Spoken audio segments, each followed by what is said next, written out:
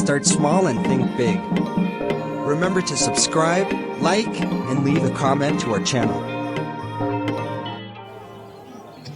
Abarwayi babiri bo mu mutwe bari barwariye mu bitaro bimwe bakurikiranwa n'umuganga umwe. Nuko igihe kigeze umurwayi umwe atangira kwerekana ko yakize, ibimenyetso bigaragaza ko amaze gukira. Nuko wa muganga wabitagaho afata umwanzuro wo kumusezerera mu bitaro.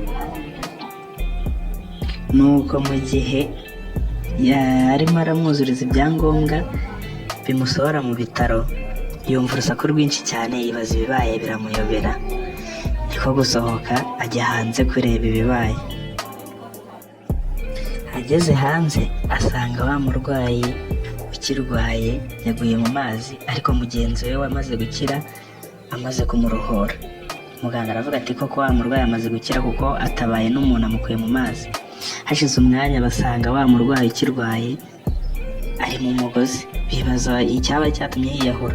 Nuko mugenzi we wakize arababwira ati burya ntabwo yiyahuye, ahubwo njye narebye nsanga kubera yari amaze kugwa mu mazi nyine agitose, ndavuga reka mbe mumanitse mu mugozi aba arumuka. Nguko rero baraho birabashobera, muganga buri icyo akora n'icyo yareka. Ese uri mu cyimbo cya muganga wakora iki? Ese umurwayi wagaragaza ko amaze gukira wamurekura agataha cyangwa wamugumisha mu bitaro?